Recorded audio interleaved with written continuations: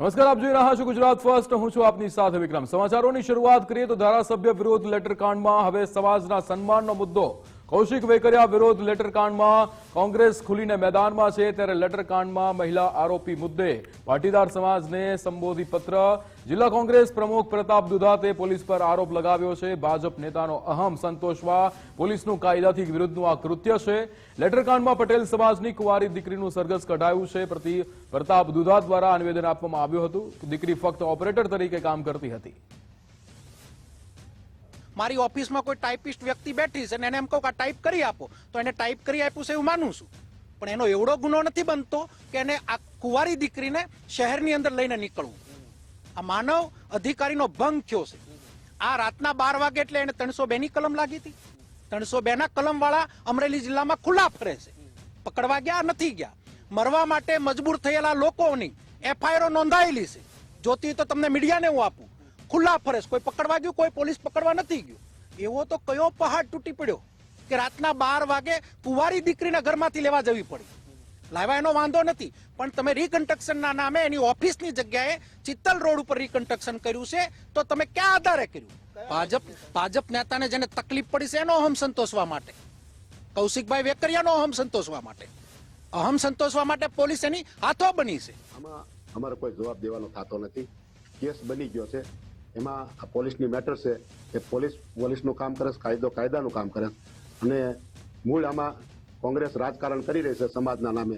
એટલે હું સમાજને કહું છું કે આમાં કોઈ રાજકારણ લાવવું નહીં. અમરેલી લેટરકાંડમાં યુવતીનું સરઘસ કાઢવાનો મામલો. સુરતમાં પાટીદાર સમાજની સંસ્થાઓ દ્વારા વિરોધ કરવામાં આવ્યો. કલેક્ટર કચેરીએ અલગ અલગ સંસ્થાઓ દ્વારા આવેદન આપવામાં આવ્યું હતું. સરઘસ કાઢનાર પોલીસ અધિકારી સામે કાર્યવાહીની માંગ થઈ છે. કોંગ્રેસ નેતા અસલમ સાયકલવાલાએ સમર્થન કર્યું છે. સમગ્ર મામલે કોંગ્રેસ નેતા અસલમ સાયકલવાલાનું નિવેદન સામે આવ્યું. ભાજપ શાસનમાં મહિલાઓનું મોટું અપમાન કોંગ્રેસ દ્વારા નિવેદન આપવામાં આવ્યું હતું. ભાજપે આગામી દિવસોમાં પરિણામ ભોગવવું પડશે. તાત્કાલિક પોલીસ અધિકારીઓ સામે કાર્યવાહી થવી જોઈએ. જેનો કોઈ વાત ગુનો નહીં, ખાલી માત્ર એના બોસના કહેવાથી ટાઈપ રાઇટિંગમાં લેટર ટાઈપ કરવાથી રાતના 12 વાગે દીકરીને ઉપાડે અને અમરેલીમાંનું સરઘસ કાઢે. સાહેબ, શરમ આવવી જોઈએ આ સરકારને કે શું એ બુટલેગર હતી? શું એ દીકરી કઈ હિસ્ટ્રી સીટર હતી? એટલે તમે જે તમારા પીઆઈની પોલીસની ગાડી સહિત ઉલારી નાખે એને પકડી નથી શકતા. તમે આજે આવડા દારૂ પકડાય છે, આટલી વ્યાજખોરી છે, આટલી લુખાગીરી છે, તમારી ભાજપની કોર્પોરેટરને સુસાઇડ કરવો પડે છે, તમારી દીકરી હોદ્દેદારને સુસાઇડ કરવો પડે છે, એની તમે ધરપકડ કરી નથી શકતા, એનું સરઘસ કાઢી નથી શકતા. અને એક બિચારી કુંવારી દીકરી જેનો ગુનો માત્ર એના બોસના કહેવાથી લેટર ટાઈપ કર્યો હોય, એ દીકરીની તમે ધરપકડ કરો અને સરઘસ કાઢો. સાહેબ, શરમ આવવી જોઈએ. સમગ્ર ગુજરાતની દીકરીઓને અપમાનિત કરવામાં આવ્યું છે ને એક જ સામાન્ય ગુનાની અંદર એ કોઈ દીકરી મહિલા બુટલેગર નથી, કોઈ દારૂ કે નશાકારક વસ્તુ વેચનારી મહિલા નથી, કોઈ અસામાજિક પ્રવૃત્તિ સાથે સંકળાયેલી મહિલા નથી, કોઈ ડાકુરાણી નથી કે મહિલા ડોન નથી. અને એક સામાન્ય પરિવારની મહિલા સાથે જ્યારે જાહેરમાં આવું પોલીસ તંત્ર સરઘસ કાઢે એ યોગ્ય નથી. અને જે પ્રમાણે દીકરીને અડધી રાતે ઘરેથી ઉઠાવવામાં આવી છે, તે જે કાયદાની ઉપરવટ જઈને જે કાર્યવાહી કરવામાં આવી છે, તમામ લોકોની સામે તપાસ થવી જોઈએ અને તમામ ગુનેગારોનું પણ સરઘસ કાઢવામાં આવે એ માંગ સાથે આજે સર્વ સમાજ દ્વારા ગુજરાતના તમામ લોકો આજે દીકરીની પડખે ઊભા છે અને તમામ લોકોની એક જ માંગ છે કે આ દીકરીને ન્યાય આપવામાં આવે. ધારાસભ્ય વિરોધ લેટરકાંડમાં રાજકારણ ગરમાયું છે. પાટીદાર દીકરીને લઈને કોંગ્રેસ અને ભાજપ આમને સામને છે. દીકરી પ્રત્યે સરકારનું વર્તન સંવેદનશીલ હોવું જોઈએ. જેની ઠુમર દ્વારા નિવેદન આપવામાં આવ્યું હતું કે દીકરીનું સરઘસ કાઢવું તે નિંદનીય છે. કોંગ્રેસના પ્રહાર પર ભાજપનો વળતો જવાબ. જેમણે કહ્યું હતું, શ્રદ્ધા રાજપૂતનું નિવેદન સામે આવ્યું કે દીકરીનું સરઘસ કાઢવાનો આક્ષેપ નિમ્ન કક્ષાનો છે. કોંગ્રેસ પાસે કોઈ મુદ્દો જ નથી. દીકરી સાથે ભાજપ પાર્ટીની સરકાર અને સંગઠન છે.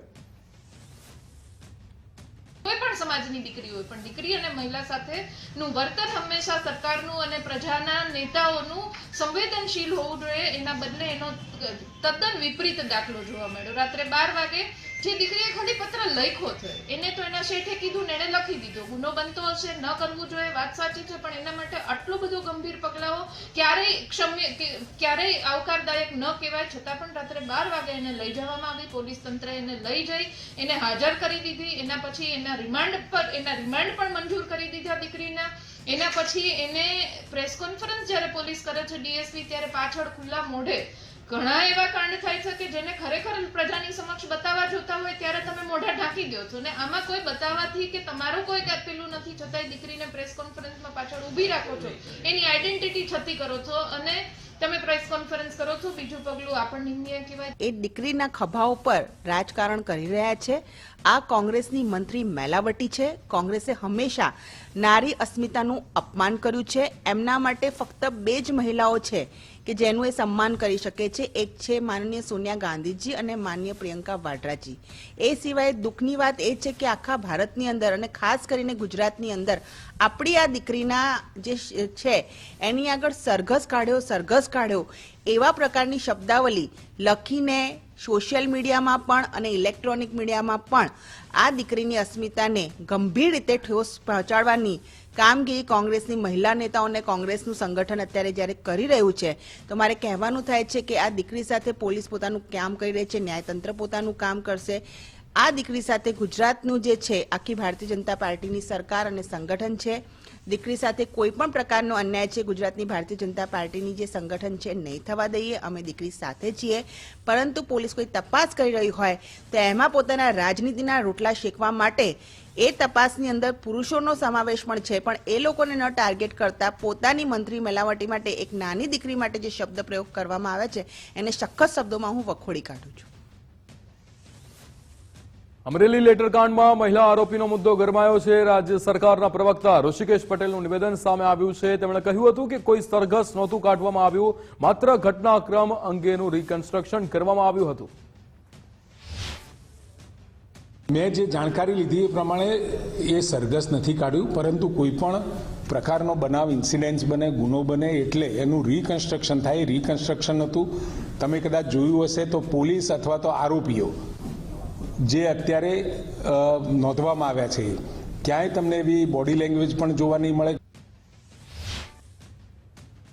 અમરેલીમાં ધારાસભ્ય વિરુદ્ધ લેટરકાંડનો મામલો ગરમાયો છે. ભાજપ નેતા ડોક્ટર ભરત કાનાવારને પાટીદાર દીકરીને લઈને પ્રતિક્રિયા આપી છે. ડોક્ટર ભરત કાનાવારે પોલીસ તંત્રની કાર્યવાહી પર સવાલો કર્યા છે. એટલે દીકરી તરીકે એને બધાની સાથે જાહેરમાં આવી રીતે ફેરવવાના રિકન્સ્ટ્રક્શન દરમિયાન અને બધા આરોપીઓ જ્યારે મોટો ગંભીર ગુનો કર્યો હોય દીકરીએ, એવી રીતે મને લાગે છે આમાં ચોક્કસપણે પોલીસ તંત્રે અતિરેક કર્યો છે. પોલીસ તંત્રની સક્રિયતા માટે પણ મારે કહેવું છે કે જે સક્રિયતા એણે આ લેટર કાર્ડમાં બતાવી એટલી સક્રિયતા અમરેલીમાં દારૂ અને રેતીની ચોરીનું જે દૂષણ છે, જે કે છેલ્લા 3-4 વર્ષમાં ફાયલું છે ગંભીર રીતે, એનો અંકુશ લાવવામાં સક્રિયતા બતાવે. નવા એસપી પાસે મારો એ પણ આગ્રહ છે. અમરેલીમાં ધારાસભ્ય વિરુદ્ધ લેટરકાંડનો મામલો ગરમાયો છે. પૂર્વ એમએલએ પ્રતાપ દુધાતે પાઠવેલા પત્ર બાદ અમરેલી એસપીનું નિવેદન સામે આવ્યું છે. એસપીએ કહ્યું હતું કે પકડાયેલા આરોપીઓ એકબીજાના સંપર્કમાં હતા. આરોપીઓ વોટ્સએપ થકી સંપર્કમાં હતા. જે હાલ આરોપી પકડાયેલ છે એ આરોપીએ અમુક જગ્યાએ માહિતી પત્ર ખોટું લખીને મોકલેલ હતી. તે બાબતે અમારી એજન્સી તરફથી જે તપાસ કરવામાં આવેલ છે એ તપાસમાં જે આરોપીની ધરપકડ થયેલ છે એ આરોપી ગુનાહિત કાવતરું રચીને આ ગુનો આચરેલ હતો. અને આના ભાગરૂપે આ લોકોએ જે અમે તપાસમાં માહિતી સામે આવેલ છે તે માહિતી મુજબ એકબીજાના સતત સંપર્કમાં હતા. બંનેના જે વોટ્સઅપ ચેટ છે એ વોટ્સઅપ ચેટ એ લોકોએ કમ્પ્લીટ ડિલીટ કરેલું હતું, જેથી એક એ પુરાવા નાશનો ભાગ બને છે. અમરેલી લેટરકાંડમાં યુવતીનું સરઘસ કાઢવાનો મામલો. કાગવડ ખોડલધામના ટ્રસ્ટી દિનેશ બાંભણિયાનું નિવેદન સામે આવ્યું છે. તેમણે કહ્યું હતું કે દીકરીનું નામ ફરિયાદમાંથી દૂર થાય તેવા પ્રયાસો કરાશે. દીકરીને જામીન મળે તે અંગે ટ્રસ્ટ દ્વારા પ્રયાસો કરાશે. અન્ય વિવાદોમાં પડ્યા વિના ઉકેલ આવે તેવો પ્રયાસ. દીકરીને જામીન મળી જાય અને ફરિયાદમાંથી નામ દૂર થાય એમાં સહમતિ દર્શાવી છે. સાથે સાથે રિકન્સ્ટ્રક્શનના કામે પોલીસ દ્વારા જે દીકરીઓને રિકન્સ્ટ્રક્શન કરવામાં આવ્યું અને એના બાબતે જે સરઘસની ખોટી ગેરસમજણ ઊભી થઈ છે તે બાબતે પણ વાતચીત થઈ છે. અને ખોડલધામ ટ્રસ્ટ દ્વારા આ દીકરીને ન્યાય મળે અને એનું ફરિયાદમાંથી નામ દૂર થાય, જામીન અરજી આજે દાખલ કરવામાં આવી છે અને જામીન અરજીના અંતે એના જામીન મંજૂર થાય એ પ્રકારના સંપૂર્ણ પ્રયાસો કરવામાં આવશે. દીકરી અને કોઈ પણ સમાજની ક્યારે પણ આવી વાત હોય ત્યારે ખોડલધામ ટ્રસ્ટ એ બાબતે હંમેશા પીડિતની સાથે છે. આજે અમરેલી જિલ્લાના અને આસપાસના તમામ વિસ્તારોના સામાજિક આગેવાનો સાથે મુખ્ય વાતચીતો કર્યા પછી ખોડલધામ ટ્રસ્ટે આ દીકરીના જામીન મળે અને એનું ફરિયાદમાંથી નામ દૂર થાય ત્યાં સુધી સંપૂર્ણપણે સાથે રહેવાના નિર્ણય કરવામાં આવ્યો છે. એ બાબતની જવાબદારી અમને આગેવાનોને સોંપવામાં આવી છે. અમરેલીમાં પત્રકાંડને લઈને ભાજપના નેતા મહેશ કસવાલાની પ્રતિક્રિયા સામે આવી છે. ઘટના અંગેની ગેરસમજ અંગે જિલ્લા પોલીસ વડાને સ્પષ્ટતા આપી છે. સમાજ અને ભાજપના આગેવાનો દીકરીના પરિવારની સાથે સંપર્કમાં છે. કસવાલાનું નિવેદન, દીકરીના જામીન મૂકવામાં આવ્યા છે, ન્યાય મળે તે માટે મહેનત કરીએ છીએ. કૌશિક વેકરિયા તાલુકા પંચાયતના પ્રમુખ અને બહેન પાટીદાર સમાજના છે. વિમનસ્ય પેદા કરવાની ગંદી રાજનીતિથી બચવું જોઈએ. મહેશ કસવાલાનું નિવેદન. જે પ્રકારની ગેરમાન્યતાઓ, ગેરસમજ ફેલાવવામાં આવી છે, દીકરીનું જે પ્રકારે સરઘસ કાઢવામાં આવ્યું છે, હું એમ માનું છું કે જિલ્લાના પોલીસ વડાએ એની સ્પષ્ટતા પણ કરી છે. સમાજના આગેવાનો અને ભારતીય જનતા પાર્ટીના આગેવાનો પણ દીકરીના પરિવારની સાથે સતત સંપર્કમાં છે. 2 દિવસ પહેલા જ્યારે જામીન મુકાયા ત્યારે પણ અમે રૂબરૂ એમના વકીલને કહ્યું હતું કે બેનના એકના જામીન મૂકો, પરંતુ કોઈ પણ ગેરસમજને કારણે તમામ લોકોના જામીન મૂકવાને કારણે નામદાર કોર્ટે જામીન નથી આપ્યા.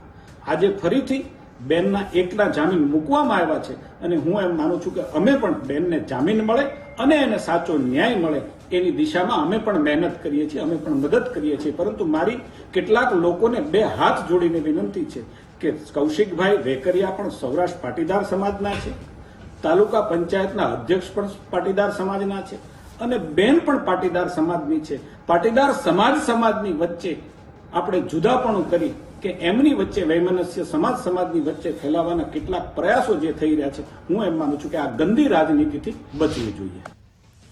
અમરેલી લેટરકાંડમાં યુવતીનું સરઘસ કાઢવાનો મામલો. કોંગ્રેસ નેતા જેનીબેન ઠુમ્મર એ મહિલા આરોપીને મળવા પહોંચ્યા હતા. અમરેલી જિલ્લા જેલ ખાતે લીગલ સેલના વકીલો સાથે પહોંચ્યા હતા.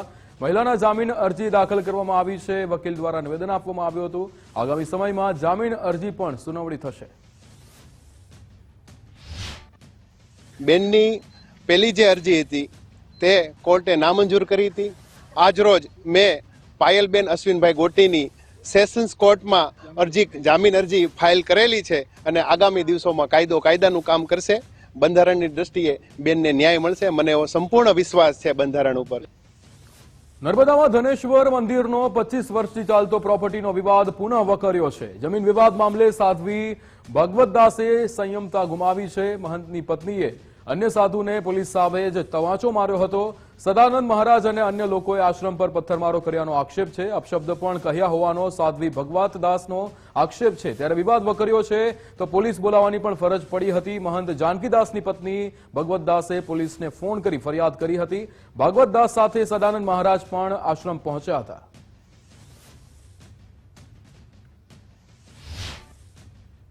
આ વિવાદ 25 વર્ષથી ચાલી આવી રહ્યા છે.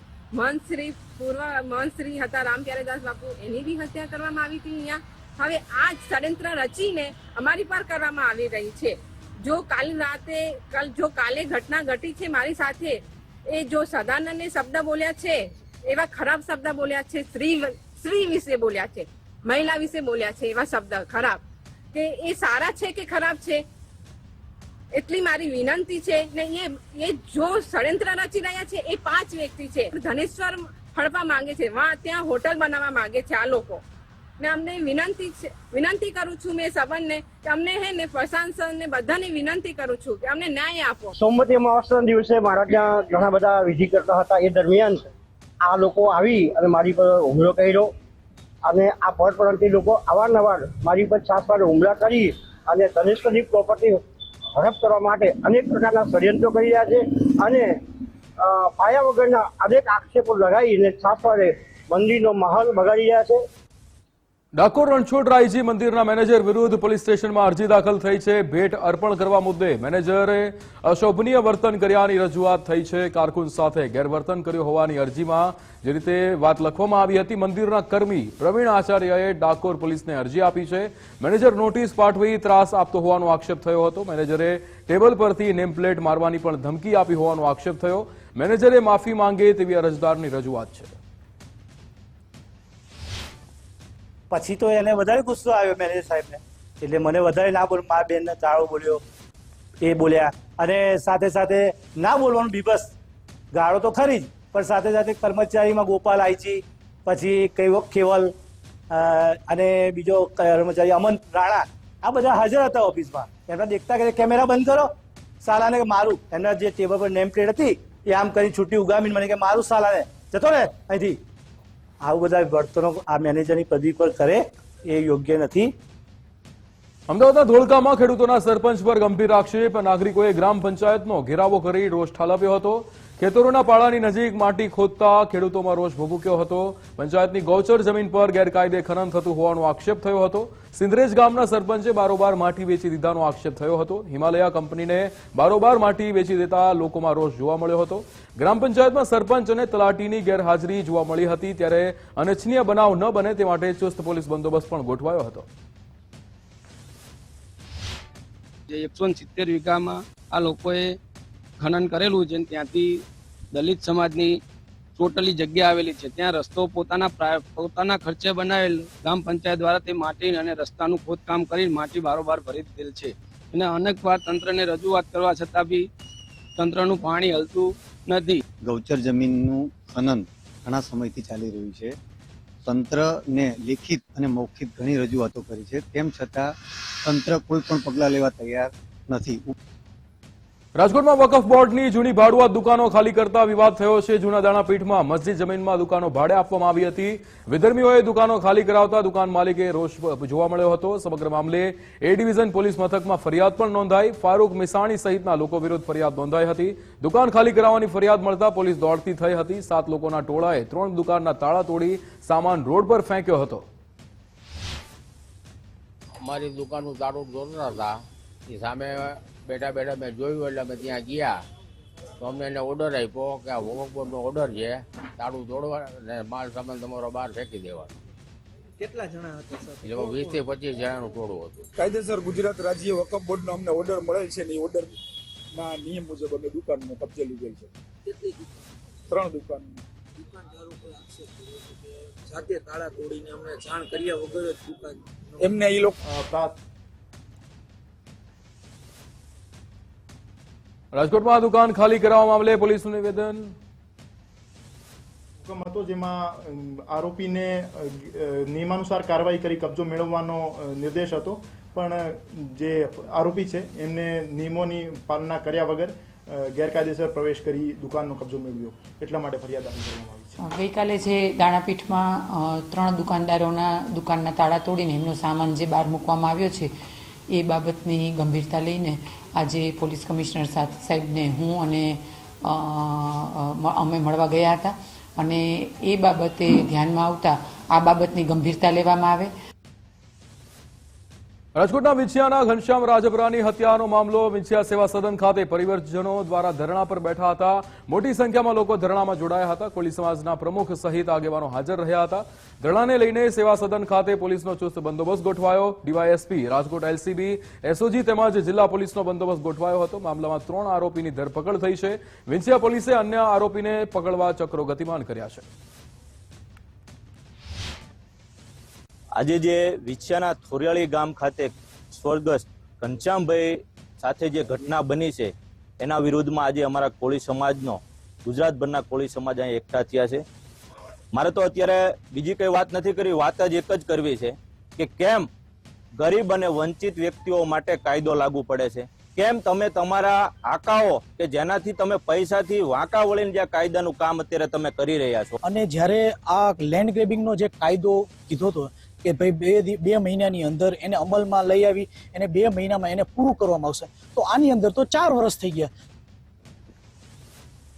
પંચમહાલમાં આદિવાસી સમાજે કલેક્ટરને આવેદનપત્ર આપ્યું હતું. વર્ષો અગાઉ તબદીલ કરાયેલી જમીનો પરત આપવા માંગ કરાઈ હતી. આદિવાસી સમાજની તબદીલ કરાયેલી જમીનો પરત આપવા માંગ થઈ. સમાજના અગ્રણીઓએ પ્લેકાર્ડ સાથે રેલી યોજી ધરણા પ્રદર્શન કર્યા હતા. માંગ ન સંતોષાય તો ઈચ્છા મૃત્યુની પણ પરવાનગી આપવા માંગ કરી હતી. તંત્ર મદદ ન કરી શકે તો રાષ્ટ્રપતિ મૃત્યુની પરવાનગી આપે તેવી માંગ કરાઈ. બિન આદિવાસી ખેડૂતોના જમીનો આપી દીધી, બિન આદિવાસી ભૂમાફિયાઓના જમીન આપી દીધી. એના બાદ આ વસ્તુ જે છે પ્રશાસનના ધ્યાનમાં લાવવામાં આવે છે ત્યારે પ્રશાસન ફરીથી આ જમીનોને ખાલસા કરે છે અને ખાલસા કર્યા પછી આ આદિવાસી સમાજ જે છે આ જમીનોની માંગણી કરે છે ત્યારે આદિવાસી સમાજને આ જમીનો આજ દિન સુધી આપવામાં આવતી નથી. પ્રશાસન જે વાતની જાણ જે તે સમયે સરકારી અધિકારીઓને થઈ ગઈ હોવા છતાં તે જમીનો અમને પરત આપવાના બદલે પંચમહાલ પ્રશાસને તે જમીનો બારોબાર બિન આદિવાસીને આપી દીધેલી છે.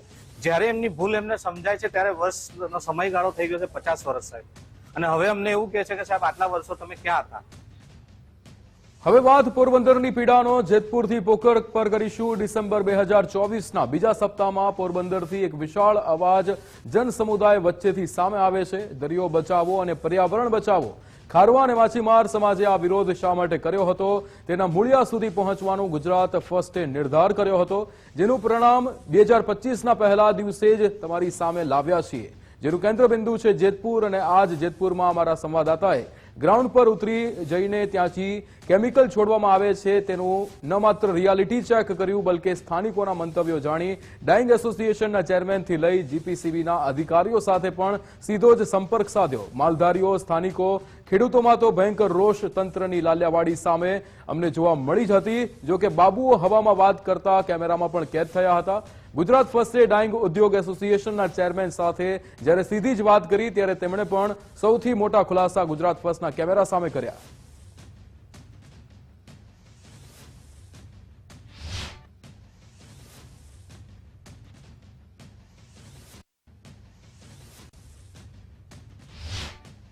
અત્યારે અમે પહોંચ્યા છીએ જેતપુર જીપીસીબી ઓફિસ.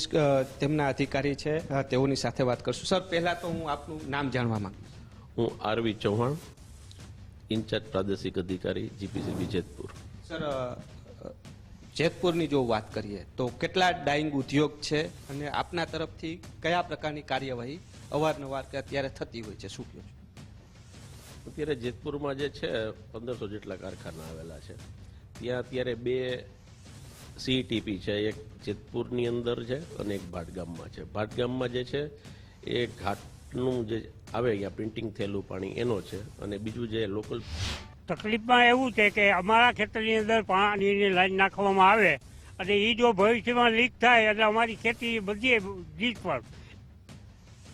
છોટાઉદેપુર કવાંટનગરને જોડતો બ્રિજ જર્જરિત બન્યો છે. ભારત નદી પરના પુલના 2 ટુકડા થઈ ગયા છે.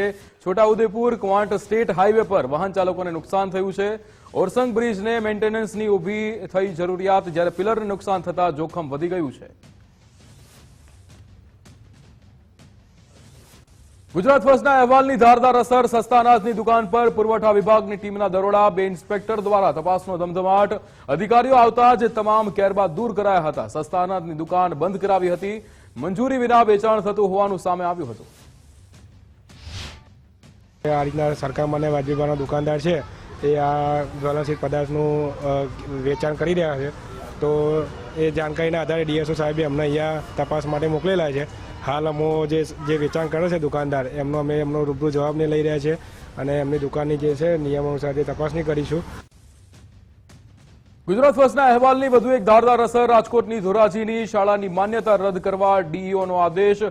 છાડવાવદર ગામની જે કાલિયા સ્કૂલ સામે કાર્યવાહી. રિકવરી કરવા માટે સરકારમાં દરખાસ્ત મોકલાઈ હતી. ડીઈઓ કરેલી તપાસમાં ચોંકાવનારા ખુલાસા થયા છે. 2021થી શાળામાં એક પણ બાળક આવ્યું નથી.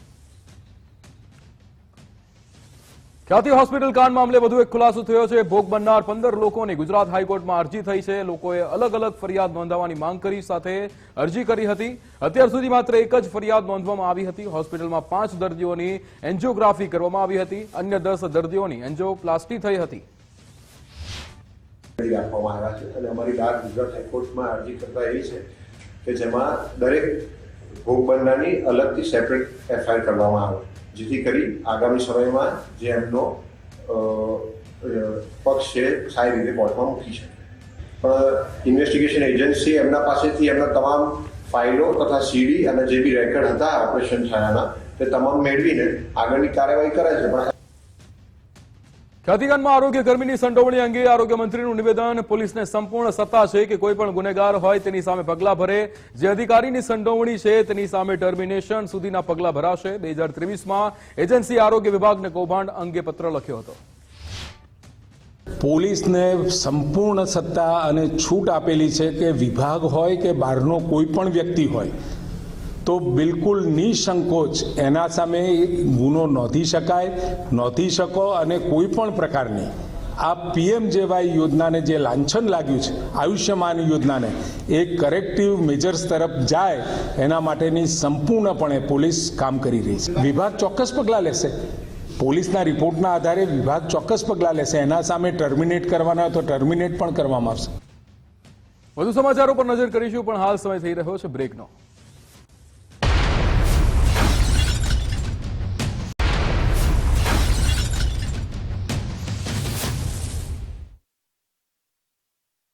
સમાચારોમાં આગળ વાત કરીએ તો રાજ્યમાં નવી 9 મહાનગરપાલિકાની જાહેરાત કરવામાં આવશે. પાટણ, મહેસાણા, નવસારી મહાનગરપાલિકા બનશે.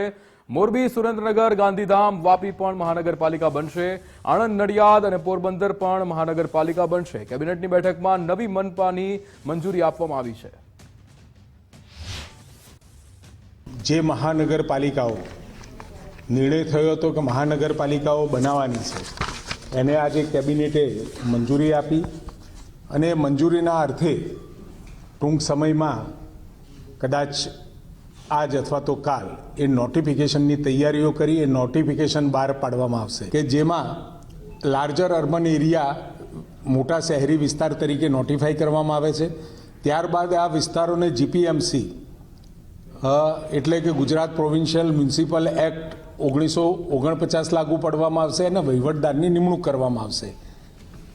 આમ વહીવટદારની નિમણૂક થતાં જ જે નગરપાલિકાઓ છે એની હયાત જે પણ ઇલેક્ટેડ બોડી છે એ દરખાસ્ત થશે અને વહીવટદાર એનું કામકાજ સંભાળશે. પોરબંદરને મનપા બનાવવા નિર્ણયને અર્જુન મોઢવાડિયાએ આવકાર્યો છે. પોરબંદર મહાનગરપાલિકા બનવાથી વિકાસના દ્વાર ખુલશે. પોરબંદર એ ગાંધીજીની જન્મભૂમિ છે. પ્રવાસનની દ્રષ્ટિએ પણ પોરબંદર અત્યંત મહત્વનું છે. આજે રાજ્યના મુખ્યમંત્રી ભૂપેન્દ્રભાઈએ નવી 9 મહાનગરપાલિકા બનાવવાનો જે નિર્ણય કર્યો છે એને માટે હું રાજ્ય ભારતીય જનતા પાર્ટીની સરકારનો અને માનનીય મુખ્યમંત્રી ભૂપેન્દ્રભાઈ પટેલનો અંતઃકરણપૂર્વક આ 9 મહાનગરો અને જનતા વતી આભાર માનું છું. ગુજરાત રાજ્યને મળશે વધુ એક જિલ્લો. બનાસકાંઠા જિલ્લાનું વિભાજન થશે. વાવ થરાદને નવો જિલ્લો જાહેર કરવામાં આવશે. નવા જિલ્લાનું મુખ્ય મથક થરાદ હશે. હવે ગુજરાત રાજ્યમાં 34 જિલ્લા થશે. કેબિનેટની બેઠકમાં વિભાજન અંગે મંજૂરી આપવામાં આવી છે. મુખ્યમંત્રી કક્ષાએ આખરી જાહેરાત થશે. જિલ્લા વિભાજન અંગે કેબિનેટમાં ચર્ચા. બનાસકાંઠા જિલ્લાનું એમને વિભાજન કરવાનો નિર્ણય લીધો છે. એરિયાની દ્રષ્ટિએ હાલ બનાસકાંઠાના 14 તાલુકા છે. એમાંથી 8 તાલુકાઓ અને 4 નગરપાલિકાઓથી એક નવો વાવ થરાદ જિલ્લામાં એનો સમાવેશ કરવામાં આવશે. ને બનાસકાંઠા જિલ્લાના વિભાજનને કેબિનેટમાં મંજૂરી મળી છે. બનાસકાંઠા જિલ્લાના વિભાજન મુદ્દે ગેનીબેનની પ્રતિક્રિયા સામે આવી છે. બનાસકાંઠાના વિભાજનના નિર્ણયને સાંસદ ગેનીબેને આવકાર્યો છે. એક જ માગણી, વિભાજન કર્યું હોય, નવો જિલ્લો બન્યો હોય એનો આનંદ બધાને જ હોય અને અમને પણ છે. લોકો એને જે કંઈ જિલ્લા કક્ષાએ જવાનું હોય તો ઓછા કિલોમીટર ભૌગોલિક દ્રષ્ટિએ વિચારીએ તો 20-25 કે 40 કિલોમીટરમાં જે તાલુકાઓ આવતા હોય એને સ્વાભાવિક ફાયદો પણ થશે. બનાસકાંઠા જિલ્લાના વિભાજન મુદ્દે કહી ખુશી કભી ગમ જેવી ઘટના. ધાનેરાના પૂર્વ ધારાસભ્ય નાથાભાઈ પટેલે વ્યક્ત કર્યો વિરોધ. અમારે થરાદ નથી જવું, પાલનપુર બરાબર છે, અમે બનાસકાંઠામાં જ રહેવા માંગીએ છીએ. આમાં ધાનેરા વિસ્તારનો જે ભાગ છે, ધાનેરા છે તાલુકો છે, એને થરાદ વિભાગમાં મૂકવામાં આવ્યો છે. એટલા બધો અમારા પર ટેલિફોનની ઘંટડીઓ રડકવા વળગી છે. બધાનો એક જ સૂર આવે છે કે કોંગ્રેસ તરફથી તમે આગેવાની લો અને આપણે સૌને કોઈ થરાદ જવું નથી અને પાલનપુર અમારા માટે સારું છે. રાજ્યમાં નવી 9 મહાનગરપાલિકાની જાહેરાત કરવામાં આવી છે। 9 નવી મહાનગરપાલિકામાં મહેસાણાનો સમાવેશ કરાયો છે। રાજ્યસભા સાંસદ મયંક નાયકે સરકારનો આભાર વ્યક્ત કર્યો। સીએમએ 9 નગરપાલિકાને મહાનગરપાલિકાનો દરજ્જો આપ્યો। વડાપ્રધાને શરૂ કરેલી વિકાસ યાત્રાને વેગ મળશે। મહેસાણામાં મનપા બનતા અનેક વિકાસના કામો થશે। દેશના યશસ્વી વડાપ્રધાન આદરણીય નરેન્દ્રભાઈ મોદી સાહેબે શરૂ કરેલી આ જે વિકાસની યાત્રા છે એને વેગ મળે અને રાજ્યમાં 9 જેટલી મહાનગરપાલિકાઓ બનવાથી રાજ્યનો વિકાસ ડબલ એન્જિન સરકારના માધ્યમથી રાજ્યના નાગરિકોને મળે, રાજ્યના નાગરિકોને સુખાકારી મળે, વેપાર ધંધા રોજગારમાં વિકાસ થાય એ માટેનો જે અમને આ નિર્ણય લીધો છે એ માટે હું હૃદયથી માનનીય ભૂપેન્દ્રભાઈ પટેલ સાહેબ અને એમની સરકારનો આભાર માનું છું। અમદાવાદમાં 3 જાન્યુઆરીથી ફ્લાવર શો શરૂ થશે। સીએમ ભૂપેન્દ્રભાઈ પટેલના હસ્તે ફ્લાવર શોને ખુલ્લો મુકાશે। 3 જાન્યુઆરીથી 10 જાન્યુઆરી સુધી ફ્લાવર શો યોજાશે। સોમવારથી શુક્રવાર દરમિયાન ₹70 પ્રવેશ ફી લેવાશે। શનિવાર અને રવિવારે ₹100 પ્રવેશ ફી લેવામાં આવશે। સ્પેશિયલ કેસમાં ફ્લાવર શો નિહાળવા ખાસ વ્યવસ્થા કરવામાં આવશે। ₹500ની ફી આપી ખાસ લાઇનમાં પ્રવેશ અપાશે। ગુજરાતમાં બજેટને લઈને બેઠકોનો દોર શરૂ થયો છે। મુખ્યમંત્રી નિવાસ સ્થાને યોજાઈ મહત્વની બેઠક। આરએસએસ અને ભગીની સંસ્થાઓ સાથે સરકારની બેઠક। અધિકારીઓ, મંત્રીઓ અને સંઘના પદાધિકારીઓ પણ સાથે બેઠકમાં રહ્યા। સંઘ પરિવારના મુદ્દાઓનું સમાધાન આવે તે હેતુથી બેઠક યોજાઈ। ગૌણ સેવા પસંદગી મંડળના નવા ચેરમેન તરીકે તુષાર ધોળકિયાએ ચાર્જ લીધો છે। આઈએએસ અધિકારી તુષાર ધોળકિયા અધ્યક્ષ તરીકે નિયુક્તિ કરવામાં આવી છે। અત્યાર સુધી કમલ દયાની પાસે અધ્યક્ષનો વધારાનો ચાર્જ હતો। અમદાવાદમાં આજથી પેટ ડોગ માટે રજીસ્ટ્રેશન ફરજિયાત બન્યું છે। મનપાની વેબસાઇટ પર ઓનલાઈન રજીસ્ટ્રેશન પ્રક્રિયા શરૂ થઈ।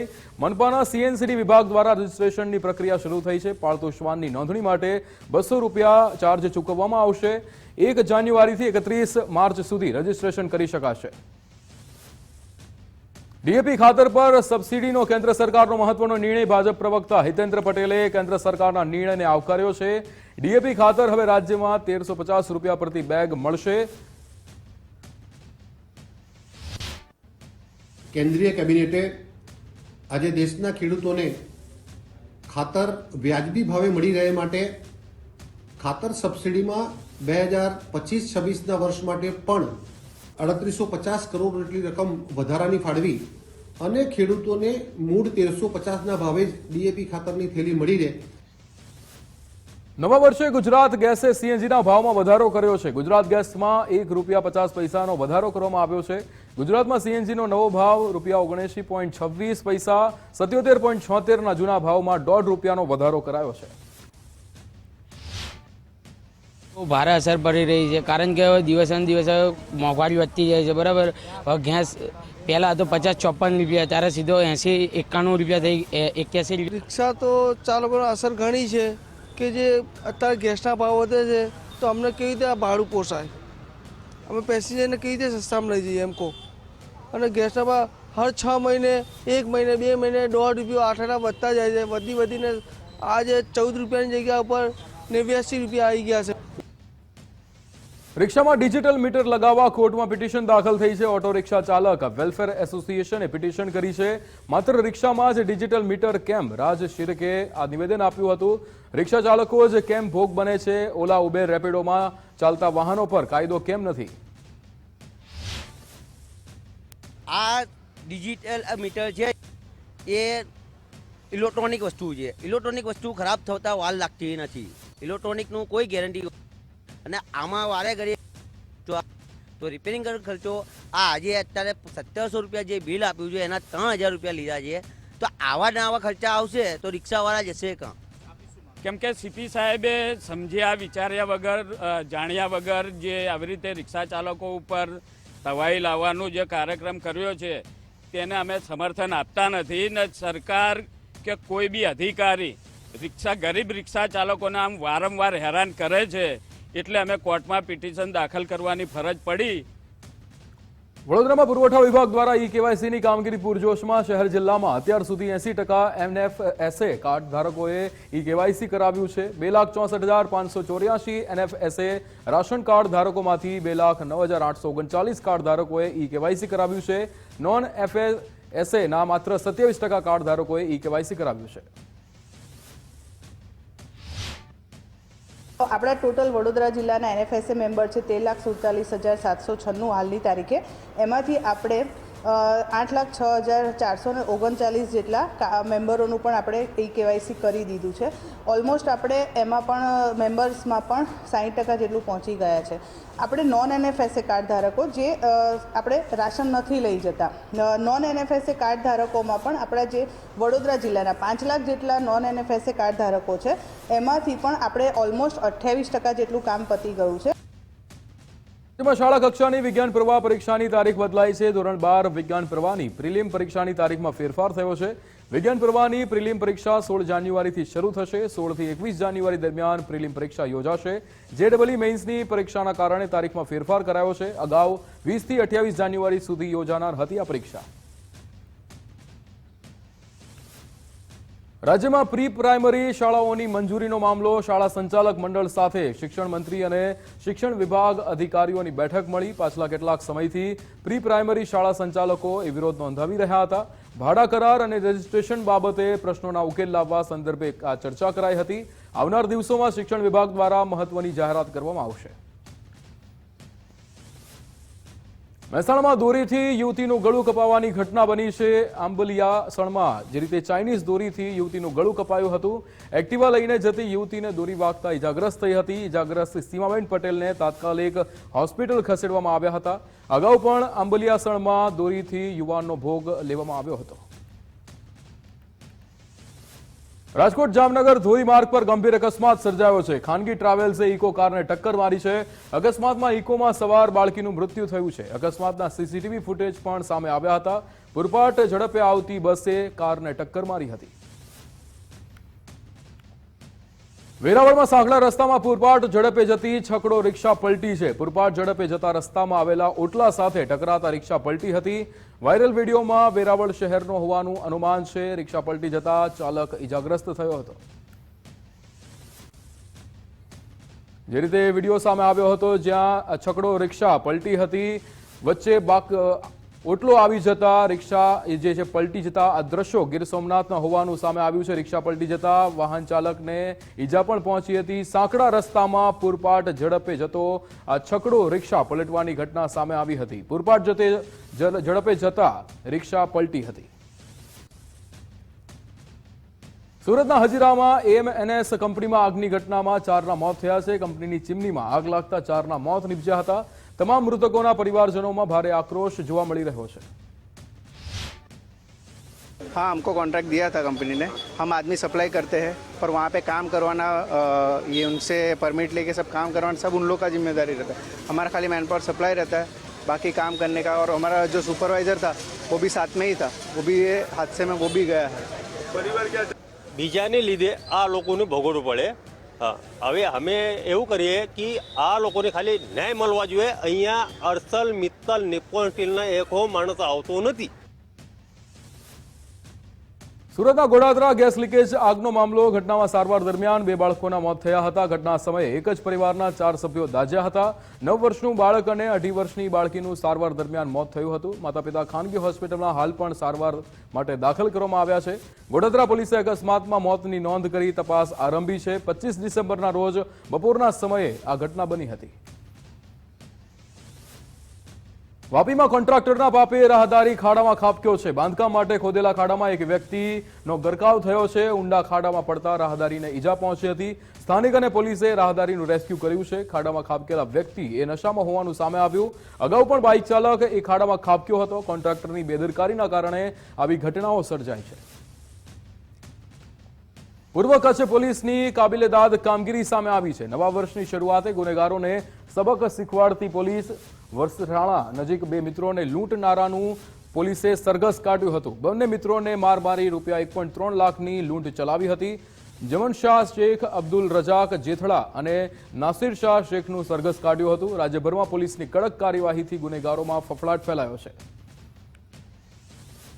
સુરતના વરાછામાં ધરમનગર વિસ્તારની ઘટના સામે આવી છે. શાકભાજી માર્કેટમાં દબાણ ખાતાની ટીમે લારી લઈ જતા બબાલ સર્જાયો છે.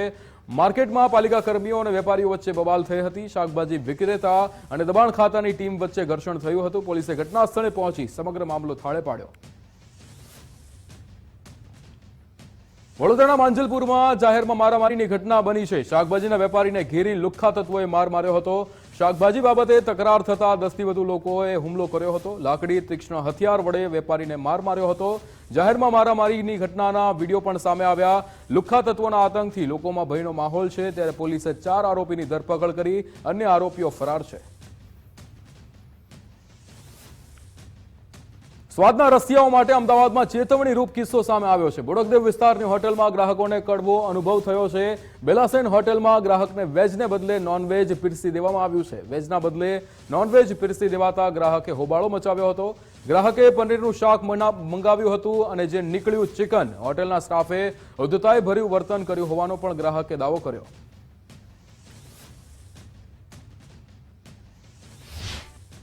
जा ही सकता है आप के सामने क्यों नहीं जा सकता? आप होटल खोल के बैठे हो. किसी के प्राइवेट प्रेमिसेस. हाँ भाई कैमरा है तो कौन गया? एक मिनट हम गए. 1 सेकंड हम लोग डायरेक्ट गए. आपकी गलती हुई तब जाने का बोल रहे हैं ना. तो सर आप क्यों जाओगे किचन में? गलती हुई आपसे इसलिए जा रहे हैं. अभी भी जा रहे हैं और आप मना कर रहे हैं. एक मिनट कहाँ लिखा है कि नहीं जा सकते? आप कहाँ लिखा आप किचन में जाएंगे? मैं बता दूं. और कहाँ लिखा है कि हम नहीं जाएंगे? मैं अभी बताऊं. मैं अभी बताऊं क्या बोलो कि नहीं जा सकते कोई. आप वीडियो में बोलिए. आप सच हो जा सकते हो आप. ભાવનગરમાં દારૂ સંતાડવાનો અનોખો કિમિયો. રૂમમાં હાઇડ્રોલિક સ્ટાઇલથી બંકર બનાવી દારૂ છુપાવ્યો હતો. લોકલ ક્રાઇમ બ્રાન્ચે દરોડા પાડી 222 બોટલ જપ્ત કરી છે. એલસીબીની ટીમે 57,000થી વધુ રૂપિયાનો દારૂ જપ્ત કર્યો. એલસીબીના દરોડાથી મહિલા બુટલેગર ફરાર થઈ.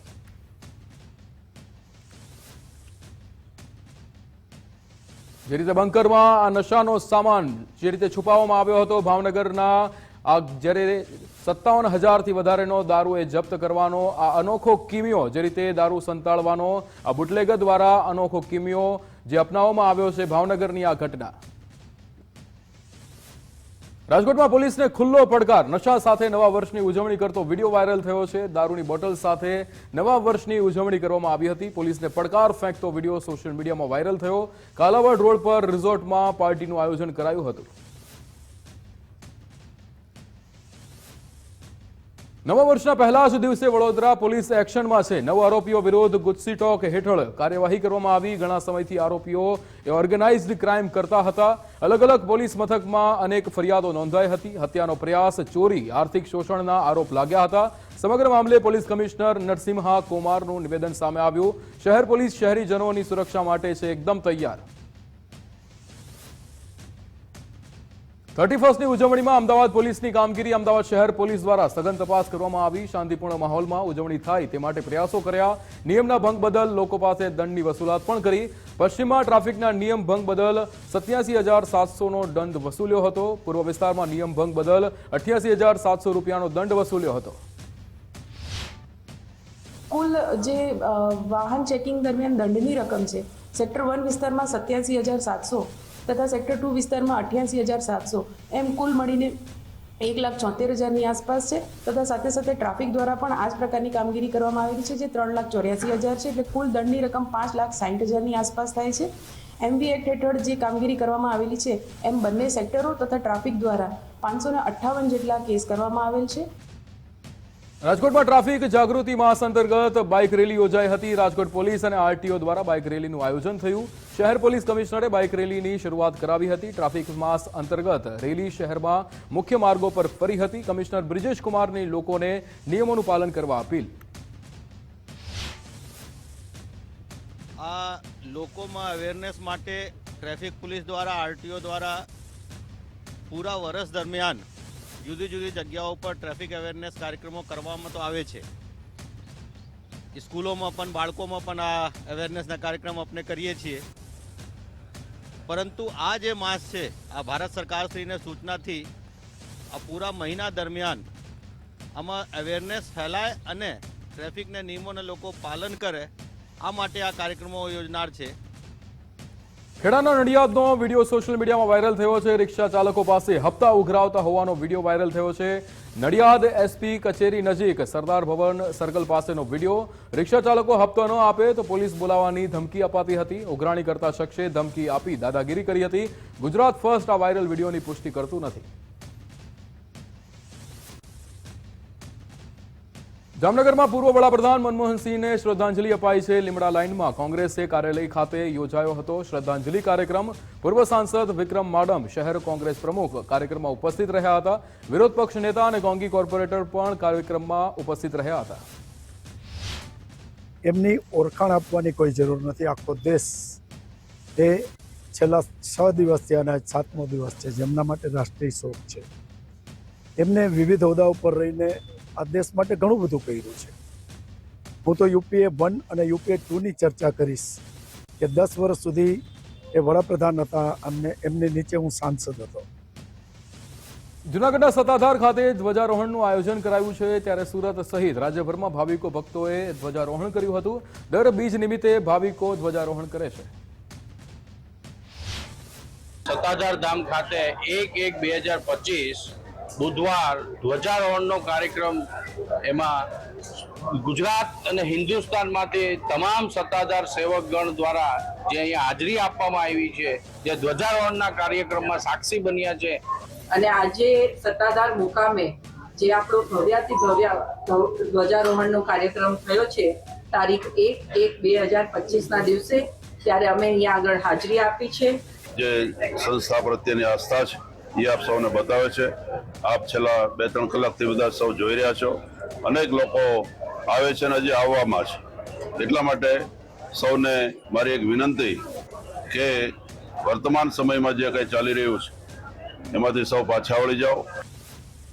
યાત્રાધામ પાવાગઢ અને ચાંપાનેર ઐતિહાસિક મહત્વ ધરાવતું પ્રવાસન મથક છે. આ ઐતિહાસિક પ્રવાસન મથક ખાતે પ્રવાસન વિકાસની યોગ્ય પ્રચાર પ્રસાર દ્વારા તેને અહીંયા આવતા પ્રવાસીઓને આંતરરાષ્ટ્રીય કક્ષાએ પ્રસિદ્ધિ મળે તે હેતુસર પંચમહાલ જિલ્લા વહીવટીતંત્ર દર વર્ષે પંચ મહોત્સવનું આયોજન કરે છે.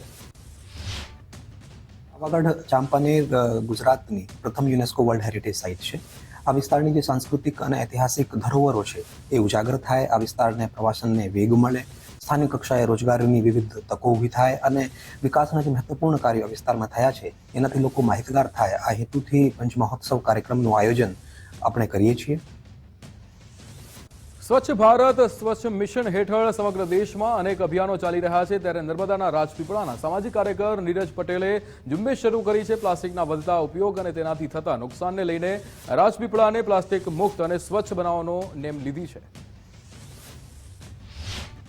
સ્વચ્છ ભારત અંતર્ગત અમે 16 નવેમ્બરથી લઈને 31 ડિસેમ્બર સુધી ઓલમોસ્ટ 3000 કરતાં વધારે કિલો પ્લાસ્ટિક એકત્ર કરેલું છે.